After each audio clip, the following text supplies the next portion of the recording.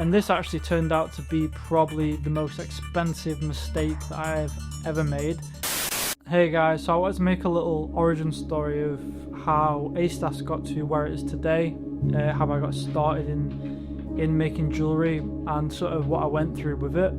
To give you a bit of a backstory, I was a filmmaker for about 10 years within the esports industry, which is just the gaming industry basically.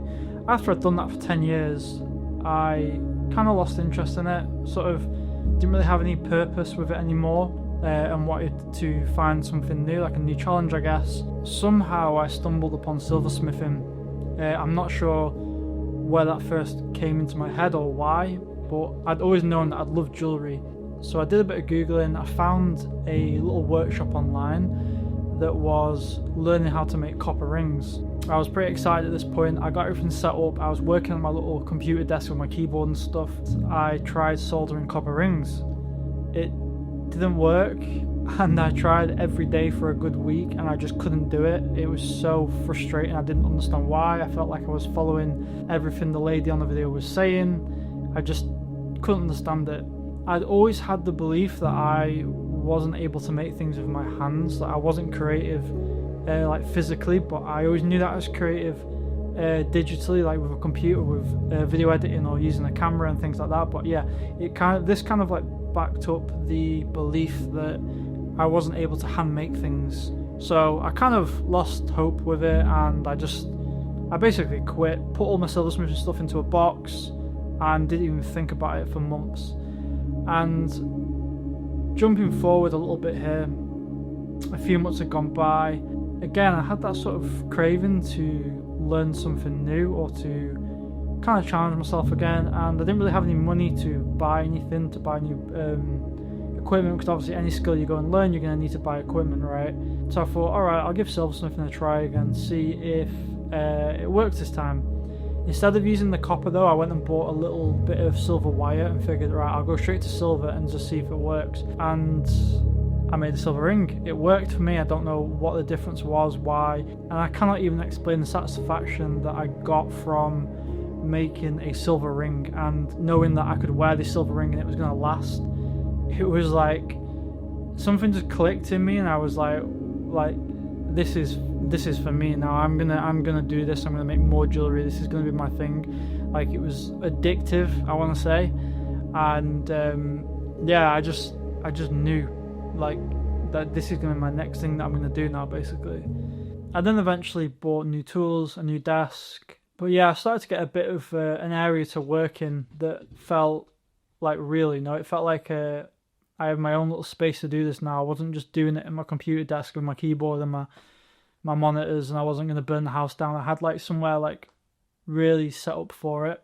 And then I announced to the little to no following that I had that I was going to start my jewellery brand. I was really excited about it. I didn't expect anyone to buy anything from me because, that wasn't the goal at that point. It was just to make stuff and just have fun, But having the brand on the website just felt like there was access there for people to buy things if they wanted to, or to check out my work. But then I decided I should probably make my first real collection of jewellery and release it.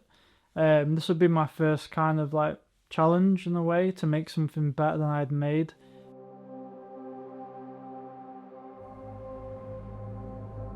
And this actually turned out to be probably the most expensive mistake that I've ever made.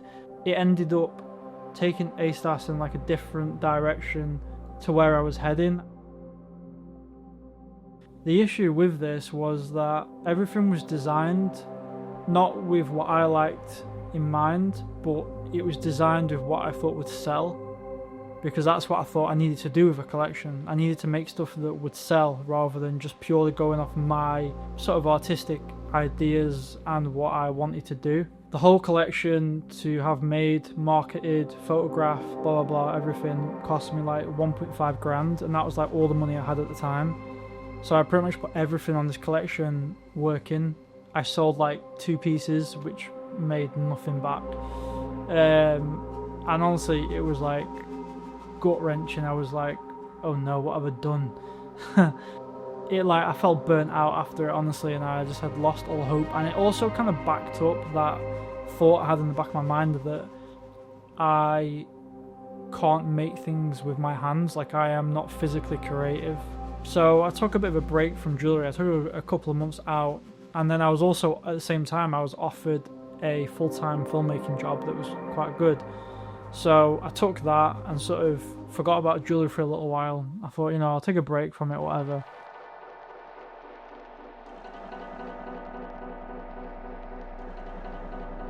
Then later on in that year, I decided I wanted to make some more jewellery, but just for me this time. I wasn't going to think about selling it. It was just stuff for me, essentially.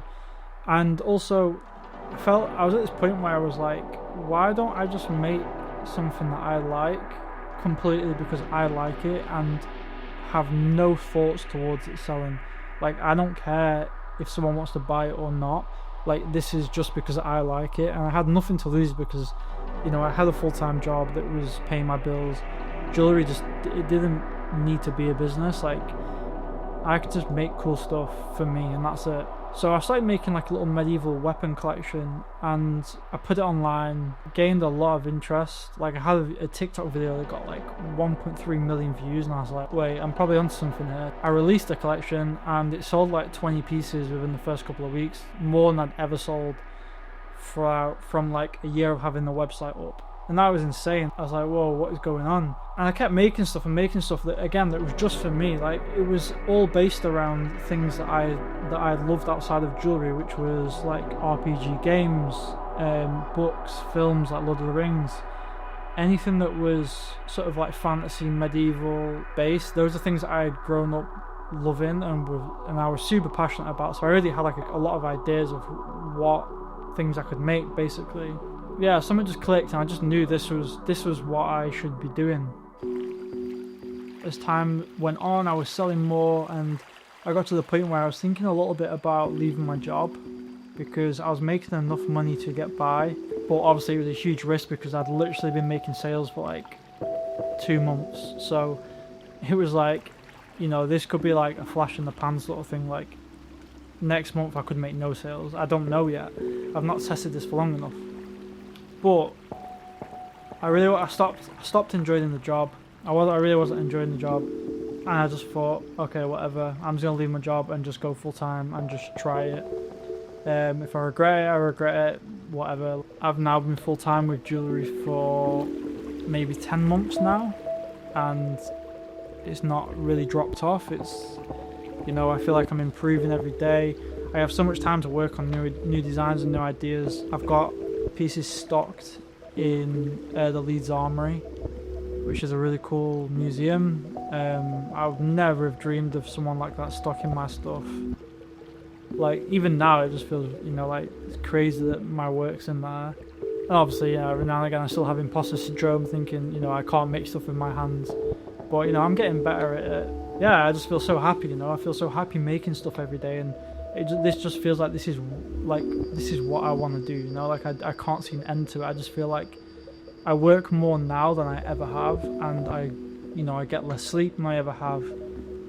My arms and wrists hurt just from working all the time, but I love it, and it's worth going through those things to be able to make stuff, and just to have full creative freedom every day to make whatever I want to make. And if someone wants to buy it, they can buy it, and that's honestly like one of the best feelings in the world. Like, every time a sale comes through, I'm like, I get this feeling like it doesn't go away. Like, you know, I could get like 5 sales in a day, and every time I'm just like, and it's not just for the money, but it's just that someone is spending their money on what I've made, and that is such an alien feeling to me. Yeah, that's where we're at. That's where aestas is at. We hit 10k followers on Instagram the other day, which is cool. It's the most I've ever grown a social media account of my own. Yeah, it's amazing. I just think this is such a cool journey that I'm on. It gives me a lot of purpose to get up every day and to just make things, which I've never really had before. If you sat for this video, then I hope you liked it. It's probably pretty long.